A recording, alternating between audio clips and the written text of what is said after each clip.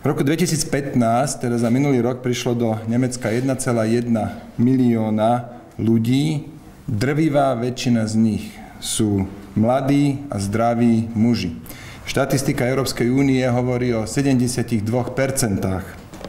Predpokladám, že tento rok bude to percento aj vyššie. Bez ohľadu na to, odkiaľ títo zdraví a mladí ľudia v takto vysokej, teda zdraví a mladí muži v takto vysokej koncentrácii došli, bez ohľadu na to, akého sú vierovyznania, jednoducho majú aj sexuálne pudy. Vo väčšine deliktov, vo väčšine prípadov išlo o sexuálne delikty. Po druhé, väčšina preverovaných osôb, tam bolo počas Silvestrovskej noci preverených vyše 100 osôb, väčšina z nich boli migranti, ktorí prišli do Nemecka tento rok, preto lebo mali len tie dočasné papiere. A po tretie, polícia a iné poriadkové sily boli týmito ľuďmi ignorované. Polícia nemala najmenší rešpekt, nedokázala si vydobiť najmenší rešpekt u týchto ľudí. A toto sú mimoriadne zlé javy. Dovolím si ocitovať z policajnej správy, ktorá včera unikla a ktorá hovorí o tom, že množstvo ľudí hádzalo fľaše do davu, strieľalo petardy po ľuďoch a tak ďalej. To sa samozrejme stáva aj pri iných oslavách, ale ešte sa nestalo, ja aspoň si nepamätám, kedy by sa stalo, že v takomto veľkom množstve boli prenasledované ženy, sexuálne obťažované, dokonca došlo v dvoch prípadoch k znásilneniu. Tento pohon na ženy, to je niečo, čo Európa v takomto rozsahu desiatky rokov nezažila. V policajnej správe sa ďalej píše, že tí osoby, ktorí boli zadržané, že napríklad hovorili, ja som Sýrčan, mňa pozvala pani Merkelová, musíte sa ku mne správať priateľsky. Alebo že s úškonom v tvári tieto osoby roztrhali tie svoje dočasné papiere s tým, že však oni si na druhý deň vybavia nové. Alebo že komplet bola zaplnená stanica, že tvorili sa húfy ľudí, ktorí obklúčili ženy, ktoré chceli ísť domov. Treba vedieť, že v Kolíne je hlavná stanica priamo v centre mesta. Ženy, ktoré chceli domov, boli obklúčené zrazu 20-30 mužmi práve do veľkej miery migrantami. Toto všetko, čo som doteraz povedal, nemá s moslimami vôbec nič dočinenia.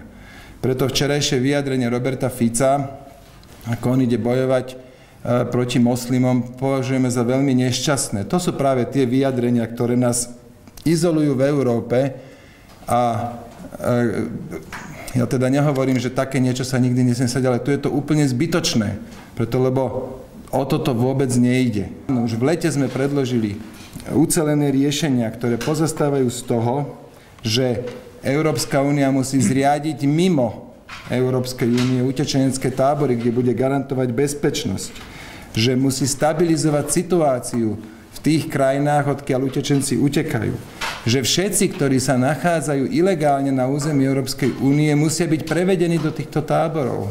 A čo je najdôležitejšie, musí byť chránená vonkajšia hranica. Preto krajiny, ktoré nedokážu chrániť vonkajšiu hranicu Európskej únie, musia opustiť schengenský priestor. V prvom rade je to Grécko.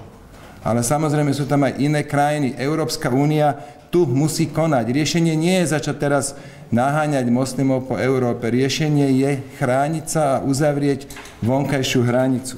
Bola to tisícka mladých mužov, ktorí vyčíňali v uliciach a zjavne to teda nebolo len v tomto Kolíne a ten problém je väčší, ako sa snažíme alebo snažia verejnosť informovať. Tieto udalosti sú jasným dôkazom toho, že Európa dnes nie je pripravená na integráciu týchto ľudí, pretože sú to rôzne kultúry, je to rôzny spôsob života, je to rôzny možno aj vzťah muža a ženy, ktorí sa k sebe inak správajú. A výsledkom toho, že jednoducho nie sme kompatibilní a nie sme na toto pripravení, je výsledok to, čo sa deje.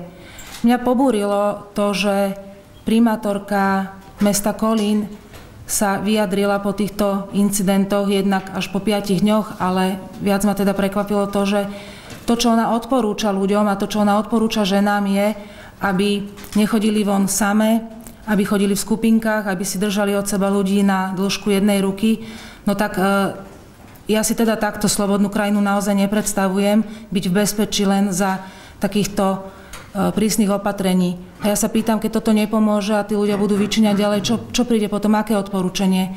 Prestaneme nosiť sukne, prestaneme nosiť priliehavé alebo priesvitné trička, alebo čo má následovať? Alebo nebudeme chodiť von vôbec, alebo nebudeme organizovať spoločenské udalosti? Kde to obmedzenie tej slobody má skončiť? A navyše, ak sa teda tvárime, že všetko je v poriadku a nič nám nehrozí a migranti sú vlastne našou hospodárskou príležitosťou. Možno sa viacerí pýtajú, že prečo liberáli majú takýto postoj.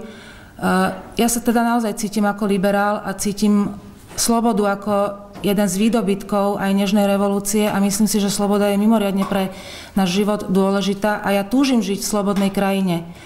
A súhlasím aj s tým, že na Slovensku možno toto, čo sa udialo v Nemecku, nehrozí, pretože tých ľudí tu nie je toľko, ale ja okrem toho, že sa cítim ako hrdá Slovenka, tak ja sa cítim aj ako Európanka a ja sa chcem pohybovať po Európe slobodne a voľne, veď predsa o tom tá Európska únia je, že sa tu môžeme okrem iného aj slobodne a voľne pohybovať a že budeme v bezpečí a ja naozaj túžim v takejto krajine a v takejto Európe žiť.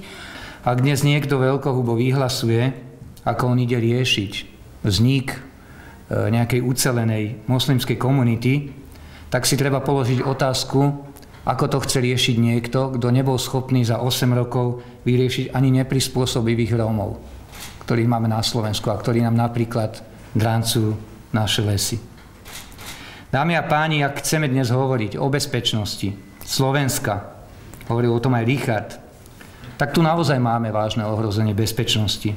A tým sú stovky zdravotných sestier a ich výpovede, ktoré im onedlho nadobudnú právoplatnosť. A tieto zdravotné sestry, práve tie sú pre fungovanie krajiny nevyhnutne potrebné. Tie však dnes nikto nerieši. Tie nie sú in. Dámy a páni, za posledné dni počúvame zo strany vládnych predstaviteľov neustále vyjadrenia o migrantoch, ako nás pred nimi chránia, ako nás pred nimi ochránia. Pravda je však taká, že nás nemajú pred kým chrániť, pretože my na Slovensku takýchto migrantov nemáme. Ani sa sem žiadni nechystajú.